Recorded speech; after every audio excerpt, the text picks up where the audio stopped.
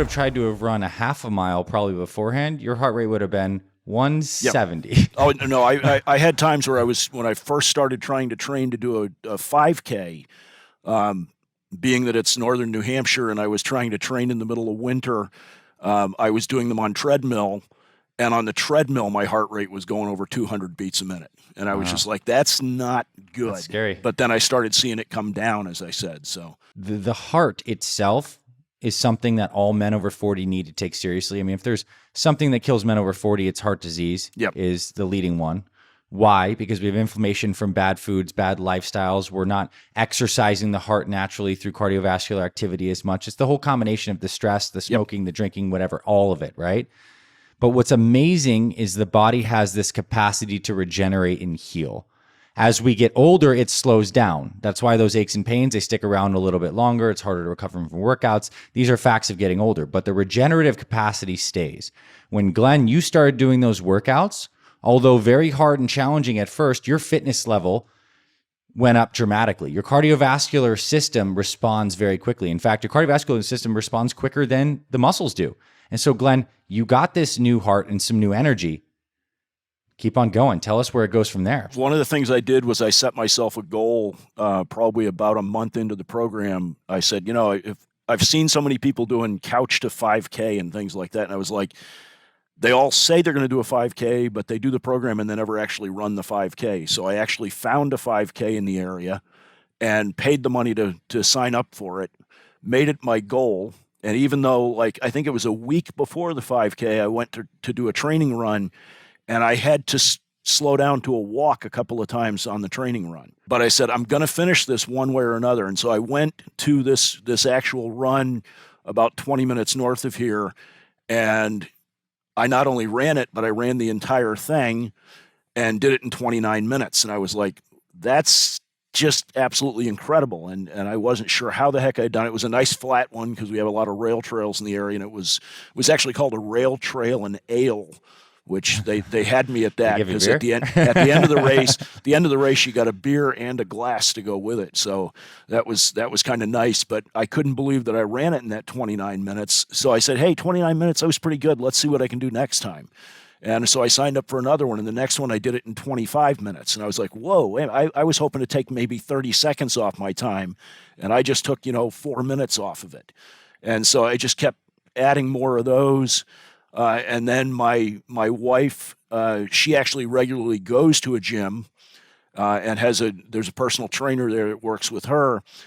And he sent a text message to all of his gym members to say, hey, who wants to do a Spartan race? And not only a Spartan race, but Spartan started at Killington Ski Resort, which is about a little over an hour away from here, kind of due west of here. And he was looking for people that wanted to join a Spartan team to take on Killington. And my wife was like, no, she doesn't like to get her feet off the ground. She doesn't like doing the jump, even jumping onto the box jump type stuff. She doesn't like doing that. So she said no, but she said, Glenn's looking for challenges. So let me send him the link. So she sent me the information on it. I took a look at it and immediately said, this is my next challenge. This is a 5K, but instead of it just running the 5K, you've got 22 or 23 obstacles built in. So I said, yeah, this is it. So I signed up for it, then found out that to be part of the team, I had to show up at 5 a.m. every Wednesday morning for training. Because there's a lot of stuff that if you're not ready for it, for the obstacles, you're not going to be able to do it. I mean, for instance, they've got a giant tire flip, that great big tractor tire that you've got to somehow flip over twice. And it's not, there's a technique to doing it. And so I got involved in that and just absolutely loved it. And then I set my next goal actually my next goal was I had heard about the Ragnar races and the fact that Fit Father had put together a team the first year that I was involved, and they were looking for runners. And I think Craig actually contacted me and was like, we're recruiting, and said, if you want to do it, let's get you here. So, because he knew about the fact that I was doing a lot of running, and so that was the next challenge, was to do that. Let me pause you there, because I want to take a couple things from what you share, because I think there's a lot of wisdom in that. how long into your Fit Father journey were with us when you started the Spartan race? I started Fit Father in January 2019, and the Spartan race itself was, I think, middle to the end of September of that year. So I think it was during the summer that I actually started the training. Okay, so you went from 9 months. Yep. Which is the amount of time, I would say, if you throw effort at it, you can make a incredible health transformation in 9 months. And Glenn, you know this because you see guys in the Brotherhood who lose 100 pounds in 9 months, right? Yep. You can do a lot in 9 months. You got yourself to a point where now, for fun, you are going through these crazy obstacle courses, getting up at 5 a.m. to flip tires.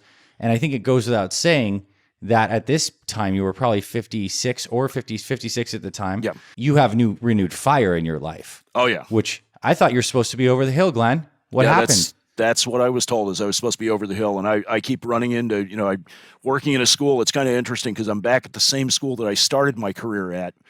And so I'm seeing kids that are the children of the first students that I had.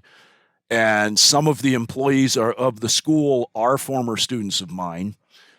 And, I leave school in the afternoon. Like yesterday, I left school and immediately went for the 10-mile run. And these, former students are looking at me going, wait a minute, you're older than us. You're not supposed to be doing this stuff. And so it's phenomenal. It's just a great way to do things. And I have people that just look at me. I have some of the students that are looking at me going, I'm doing now basically a 22-minute 5K, and they're looking at me going, there's no way. I can't do that. So It's an incredible feeling.